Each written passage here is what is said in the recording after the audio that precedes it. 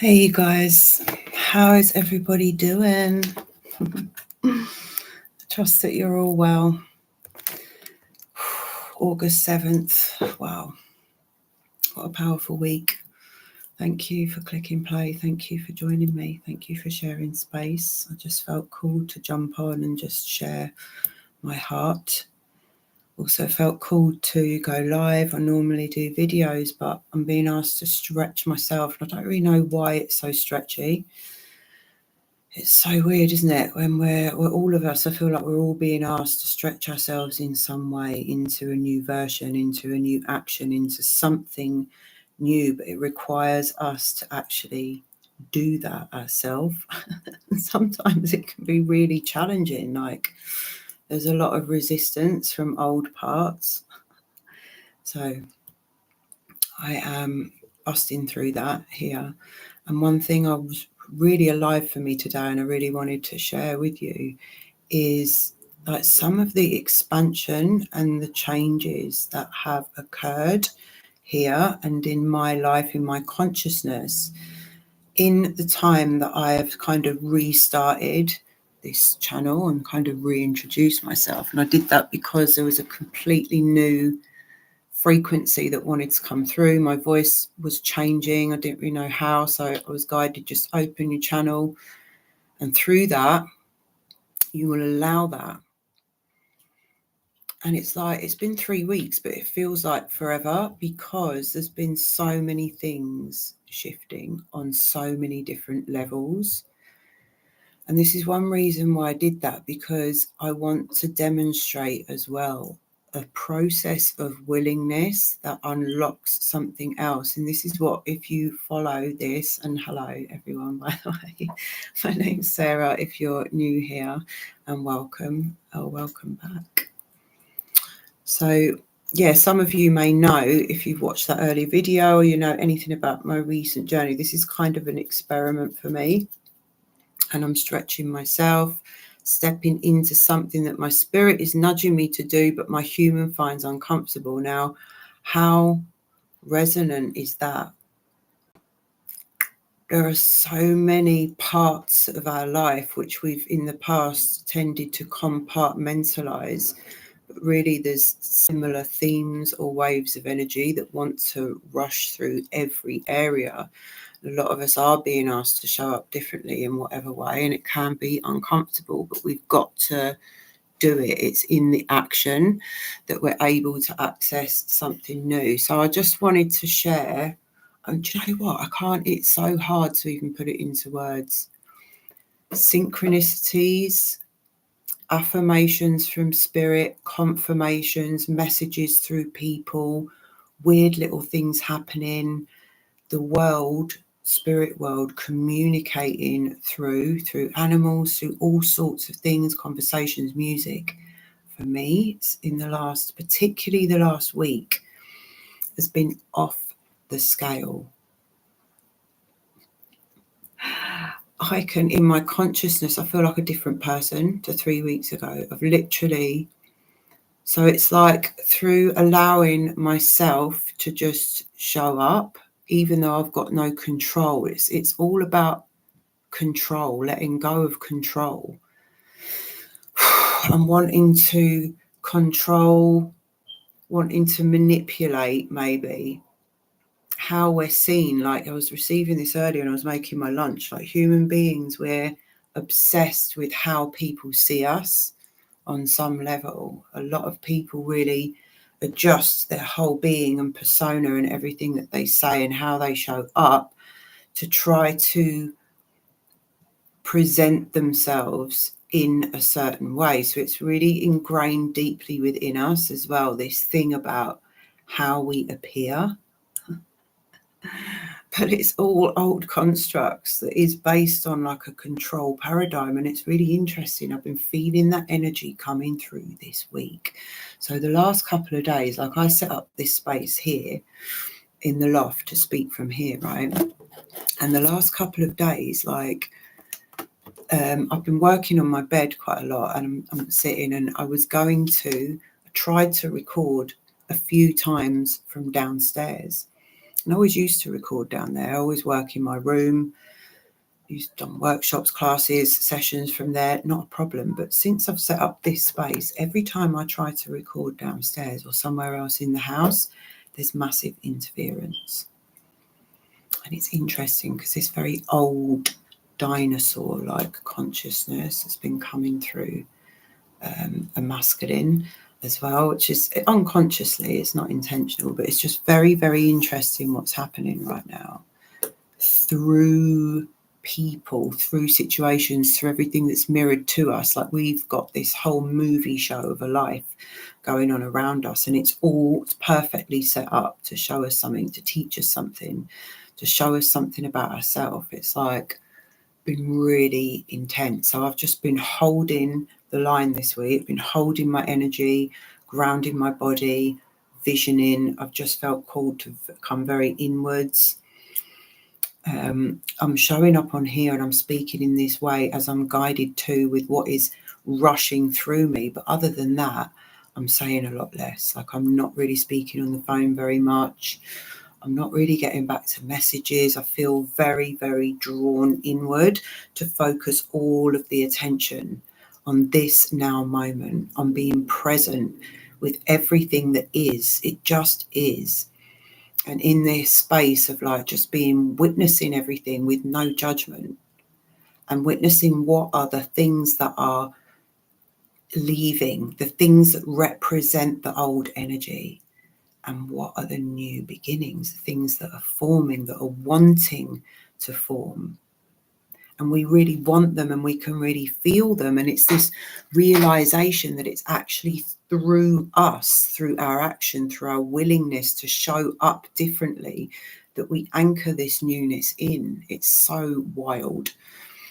And I'm so grateful. Thank you so much for being here. Thank you. If you listen, you receive. If anything resonates, thank you for all the likes people have been sharing. Subscribe. I really, really appreciate it because it's giving me this expansive opportunity to step into more of who I truly am, giving my voice a space to take up space. And since I've allowed myself to do that in a different way, in a new way, things are unlocking and opening. Do you know what? There is absolutely no shadow of a doubt in my consciousness now. And doubt is something that I do have to deal with. I did have to deal with that in a really subtle but consistent kind of way. There was always a what if in my mind. And that's what's happened recently. It's a result of stretching myself, using my voice, speaking my truth, and not allowing anything to come in between that divine will to express, or the desire to express, or the impulse that comes through to share, to express creativity, to move, to do something differently. What has been, and I've noticed it very, very finely in this last week, the very, very subtle voices in the mind that come in to counteract a positive, to counteract a dream, to counteract a vision. It's like the yeah buts and the what ifs. The yeah buts and the what ifs. I mean, I've worked on that on so many levels and 95% good. But when we come to the big stuff, when we come to, we're just about to have a breakthrough, when we come to, I'm just about to fully express my true voice, there's another level that can come in to resist that. So there can be very deep cellular kind of fear. And someone said something interesting, Cara, I don't know her name, I've only just discovered her the other day on YouTube, where she was saying that, you know what? Yes, it's really important to honour, respect and resource the nervous system. Yes, we have to be at a level where we know that we're safe to do this work. But we can get too loopy in that. Sometimes we've just got to feel the fear and do it anyway, because it's going to bring up a lot of stuff. We are stepping into the potential for our full potential. What even is that? Can we even fathom at this point? Can the conscious mind even fathom what that could look like? What? It's wild. Like my imagination, and I know this, it doesn't struggle, but it's like I know that it's not as full as the miracles that the divine architect provides.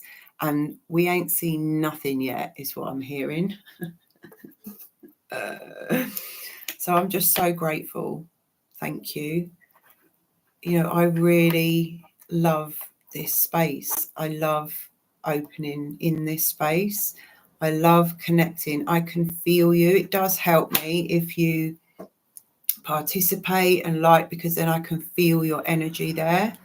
But this space is my heart opening to offer a safe, it's like a safe harbor is how I see it in the chaotic, stormy, dark seas.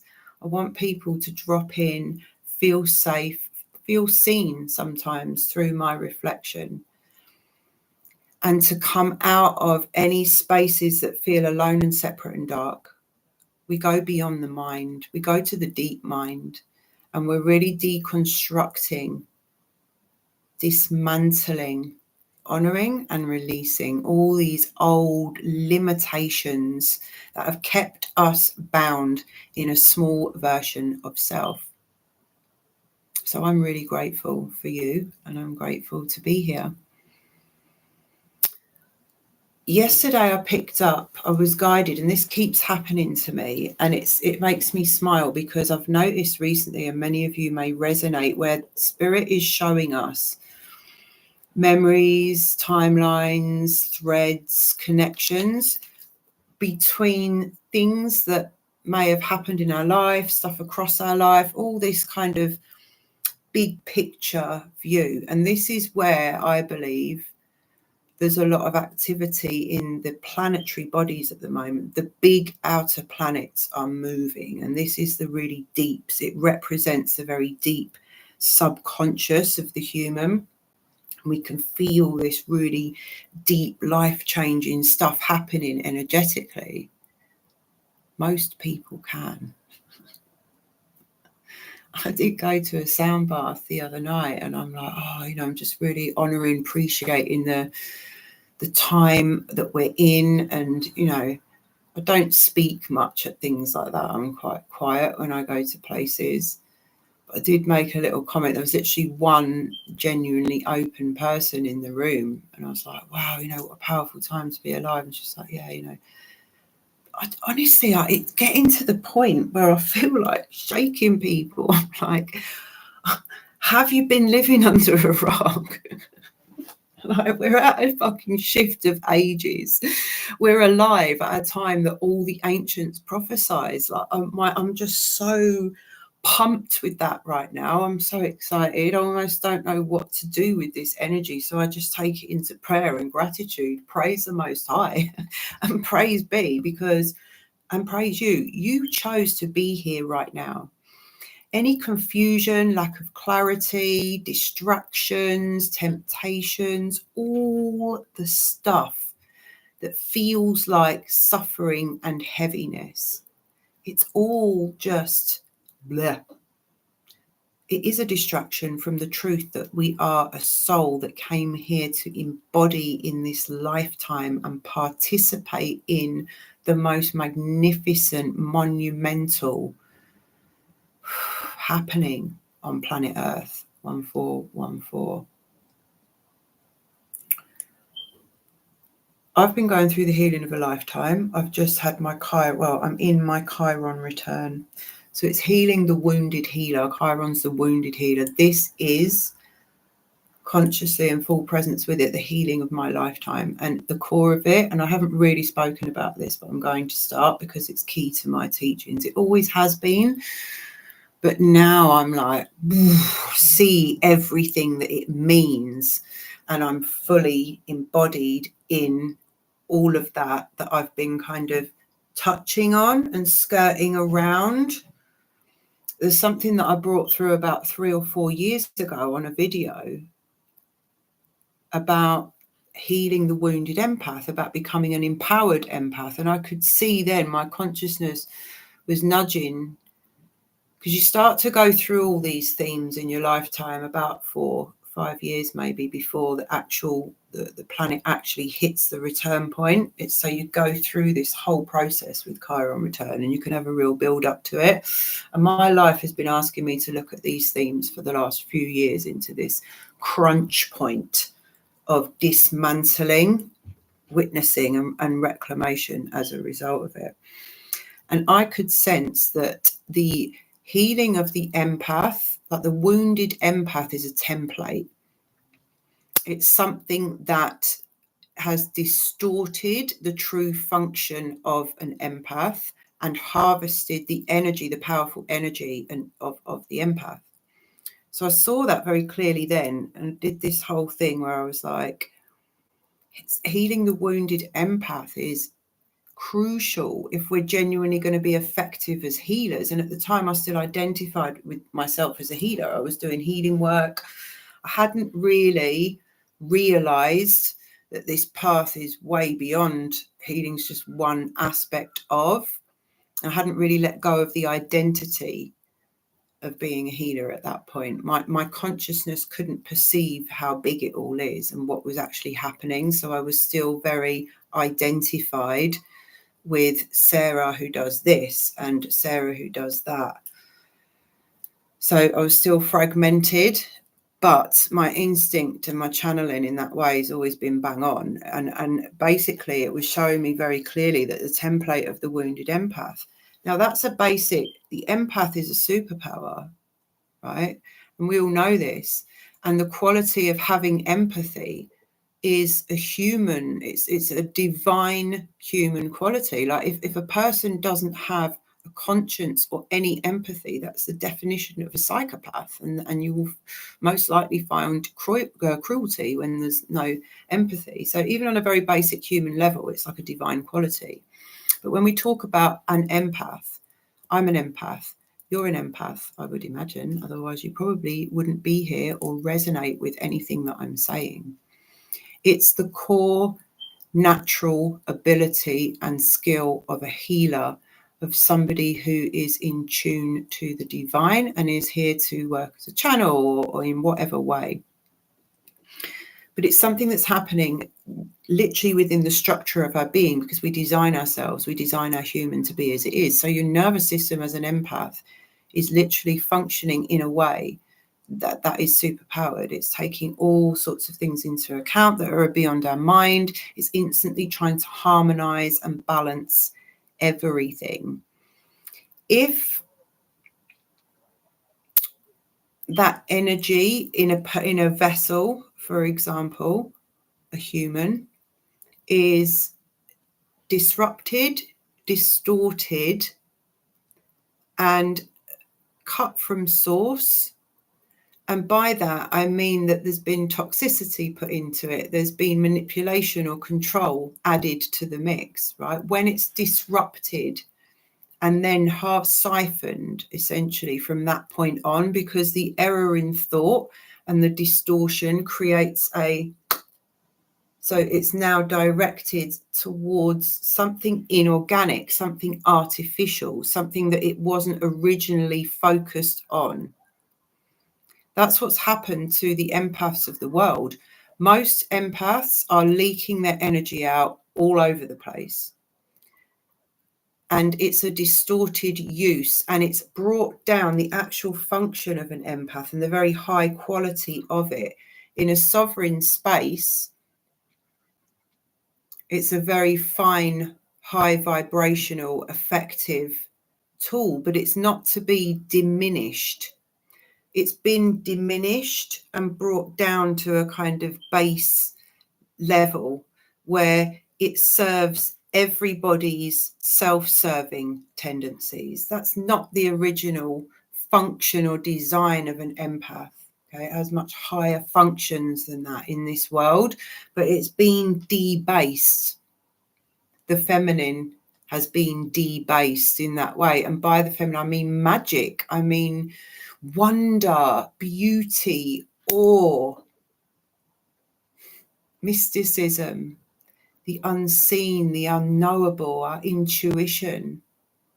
All of that is feminine. It's the feminine qualities within all of us. So this power of an empath has been very much distorted. When we see that and we can heal that within ourselves, and we can become a sovereign or an empowered empath who's very aware of the innate gifts that he or she holds, very aware of how energy works, and to focus attention, which is the magic, which is the currency, and to resource self first and then give from an overflowing cup. That template, the organic template, can support, create, facilitate miracles in this world. But to do that, we have to take all of our attention back for ourselves first. We've got to seal the leaks in our cup to become that sovereign container. And there are so many ways to how we leak our own power out. Abandonment is not about who abandoned us. It's about how we abandon ourselves. And this goes very, very deep. Have you today, or in the last week, or very recently, or whenever, handed over yourself in any way, as in sold yourself short, left yourself short?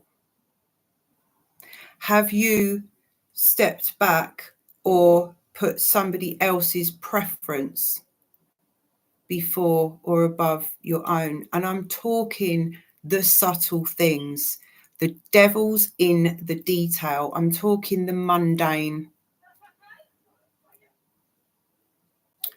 Are you dominated? Do you allow yourself to be dominated and domineered by other people's preferences, opinions, voice? Because every time we go with someone else's preference against our own, every time we go with someone else's idea or instinct, even though we know that it isn't right for us, we abandon ourselves in that moment. Every time we're in a conversation and we allow someone else's opinion or energy to domineer us or control, silence, we abandon ourselves in that moment. We're always abandoning ourselves. It's always about what's good for somebody else. And yes, we have got to think about what's good for the greater good. This isn't a selfish thing. It's all about me, although it is all about us. It isn't, yeah. But to be able to serve the wider space, the irony is we have to be fully self-contained. So coming back to something I picked up yesterday, and I think one of the reasons why I want to share this is because it's like a demonstration of the power of journaling. Like, I'm writing all the time. I want to get it out. I get out my plans, visions, all this stuff, or sometimes just stuff that wants to bleh. But what's really great about it is you might pick up something from a year ago, a month ago, 5 years ago, and it will show so much. And you will think, wow, look how far I've come. There'll be 333 on the timer. There'll be things that are still threads that are still present and not quite resolved. There'll be things that are long time resolved. There'll be things you've manifested that you forgot you even asked for. So it's a really good practice to do. And I've noticed in the last year or so, because I'm not always in Durham, every time I come back, I am always guided to the specific page as well, to a journal entry, something I've written in some crazy notebook full of 10 million things that shows me the completion of something and allows me to witness it and be really grateful. And I honestly feel like right now it's a time of endings. Something has to end for something new to begin. Endings and beginnings. And how are we being towards that? Because we don't need to grasp on anymore. And anything that's crumbling will be replaced by something better. The other reason that I'm sharing this is because I've recently been speaking into rage and feeling a lot of unexpressed rage in the feminine, which really does need to find a way to come out. It has to come out. It wants to take up space. Personally, I've found it really, really important for my healing journey. And I've only been able to release rage properly in the last year or two as well. I literally had a fear of even going there before that. And this is what it speaks into that. So I wrote this last November at my first visit to Pendle Hill. And I've got a friend at Pendle Hill. I stayed there twice in the last year, and it initiated everything's divine. Even the way that it occurred and weaved together for me to be there was divine. This is the way life is now, isn't it? When you just surrender to the guidance beyond the mind. So I went in November, and I had this whole series of experiences. I was doing a course while I was there. I was learning stuff, but I was also spending time with a sister and being on land. And the land there is very powerful. For anyone who doesn't know Pendle Hill or anything about it, it's the site of the witch trials, 1604, I think, or 1611, not sure, excuse me. So it's a very, very powerful place. And I had this really deep experience laying in bed the first night where it was very trippy. I felt like I'd done some sort of plant medicine, everything. It was a bit DMT like, everything was a bit wild. And I just kept hearing the word transfiguration. And I was like, oh, okay, there's something big's going on this grid. And we are often guided to grids where it has codes, memories, activations for a healing that we need. The soul is guiding us all the time. So these are the notes that I made after my first visit. And this is what I was told, actually. Spirit, I had a voice very clearly when I was driving to Pendle on the way. I haven't even got there yet. And Spirit was like, having conscious conversations with women on the land is healing the witch wound. Just by having different, open, honest, heartfelt, present conversations with women is healing the witch wound. And at that point, I actually burst into tears when I was driving. And at that point, I knew the visit was going to be really powerful, and the work that my friend and I were weaving. So I was like, wow, this is witch wound work. And I hadn't really expected that, even though the obvious witch connection, I wasn't really expecting it on a personal level. So transfiguration and purge. I wrote, conscious, respectful conversations between women heal the witch wound. On the land, consciousness itself, different conversation. There is nothing to resist or be afraid of when it comes to feeling or purging the worst darkness. It has been there all along, putrefying. The body just wants to express the revulsion that it didn't get the chance to fully in response to the original violation. Once the purge is allowed, openly, respected, observed, and by spirit, I mean there, the patterning can leave the body and can heal. In other words, release the grip of fear, resistance to letting it out fully. So the fear is of being seen in that state. The fear is of letting it go, not of it sometimes. So in other words, release the grip of fear and resistance to letting it out fully, however that looks. The waters restore the organic patterning. So this is referring to when we are releasing patterns, there is an original organic pattern that will replace that.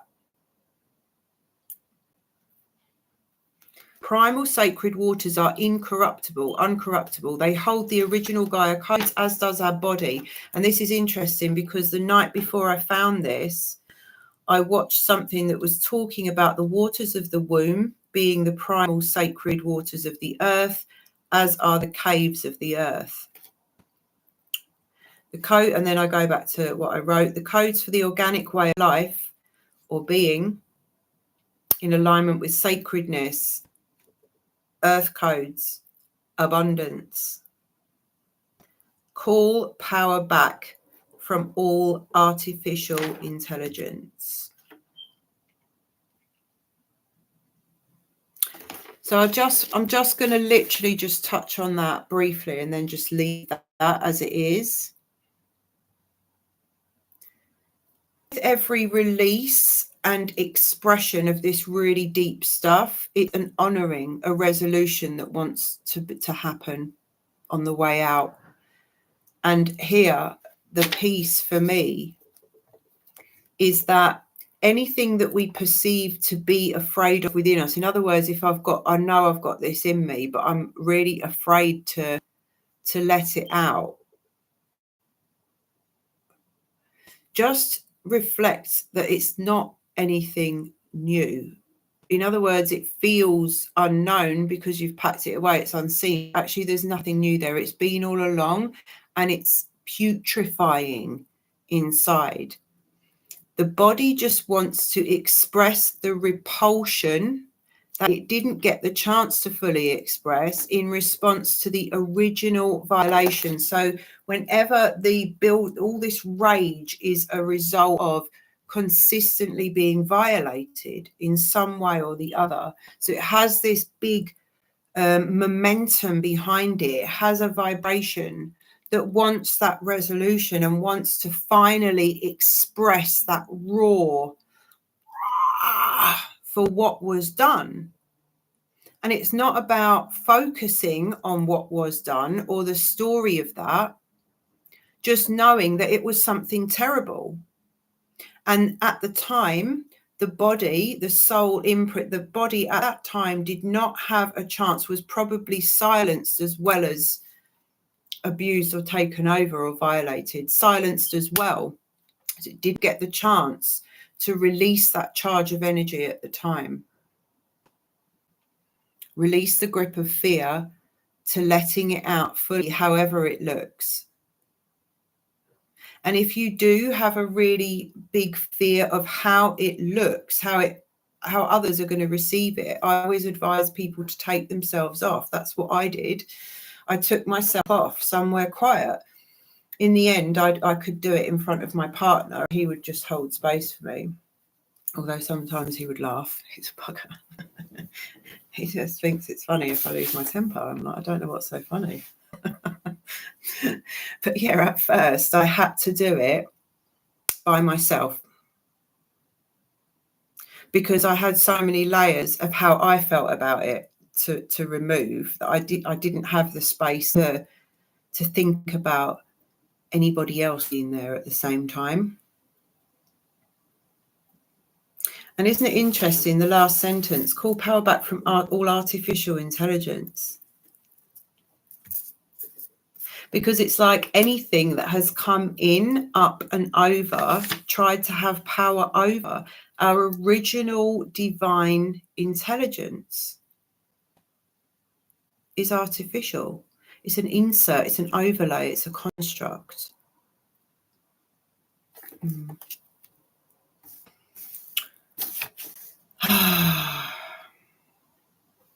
Maybe that's all that wants to be shared today.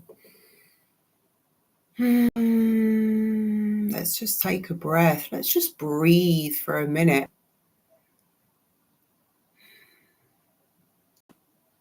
I'm just going to share the practice that I'm in at the moment. And I keep saying this to myself one day at a time. And I thought to myself, I'm just going to do it till Friday.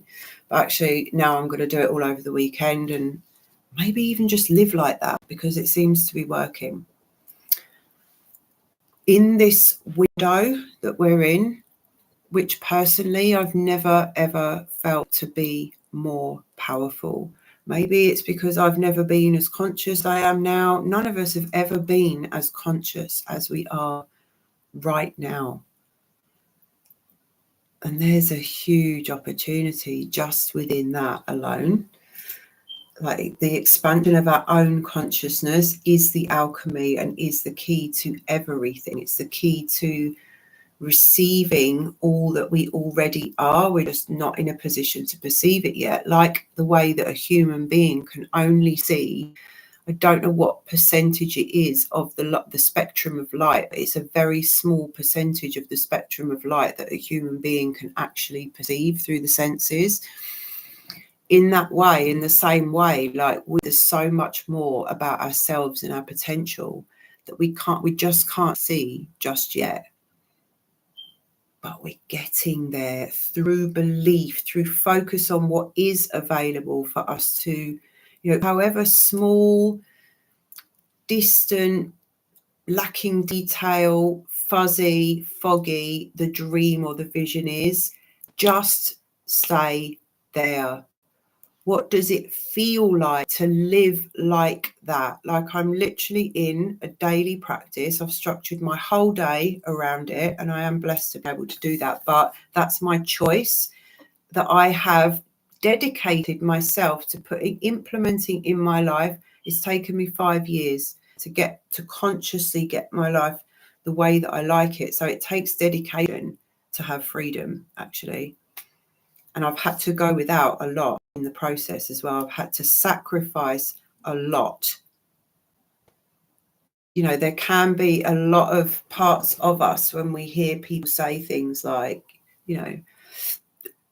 oh, I don't work, or I've got all day to do this and stuff like that. And it's like, oh, well, good for you. I've got a million things to do. Well, I've been there and it didn't serve me. So I dedicated my life to changing it. So that's why I sit here now, and how I sit here and have the ability to carve out my whole life to devote to this.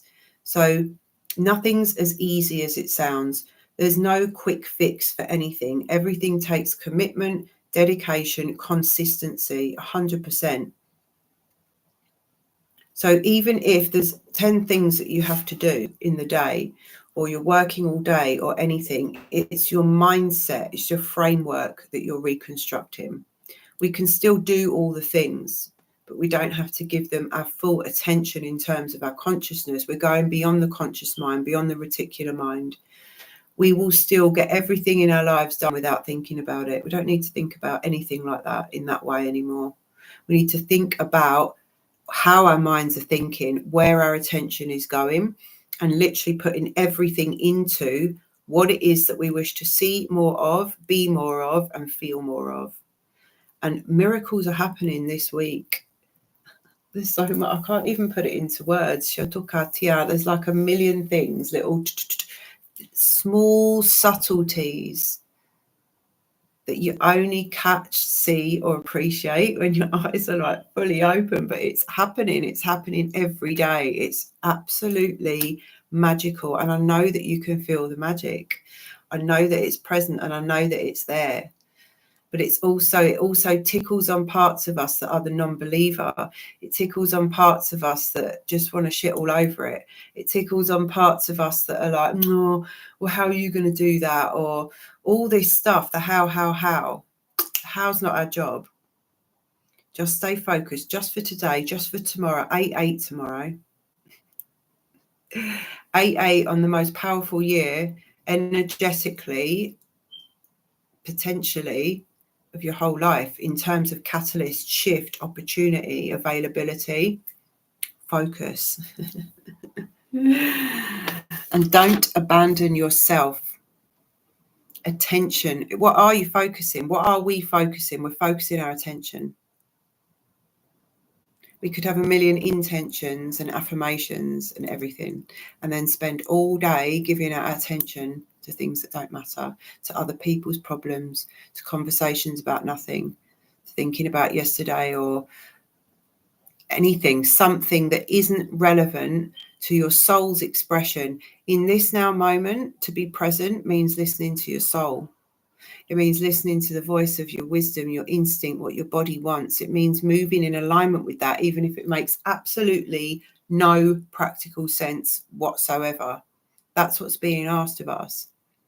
That's what it feels like as well, to live as a true human, someone who's true to yourself, true to your desires, true to what it is that truly makes your heart light up. I'm moving into the best season of my life, and so are you.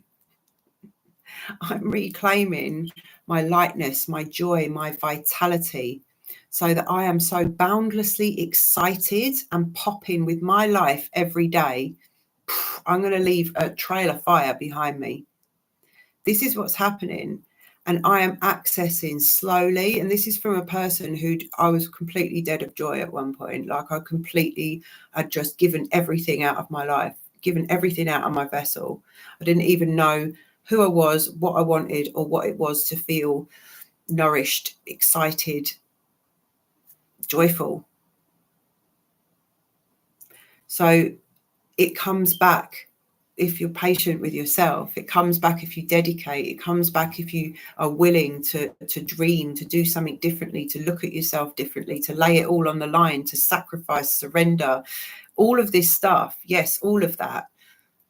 But really, we've got to be willing to believe in ourselves, see ourselves as that as that person already. What does it feel like? Whatever it is, a life that makes us feel completely fulfilled, satisfied. That's it for me. Deeply satisfied. So satisfied with life, so satisfied with every area of life that you feel like you're bossing it. You're just glowing, flowing, and overflowing. That's it. That's the way I want to feel in my life. I don't need to earn it.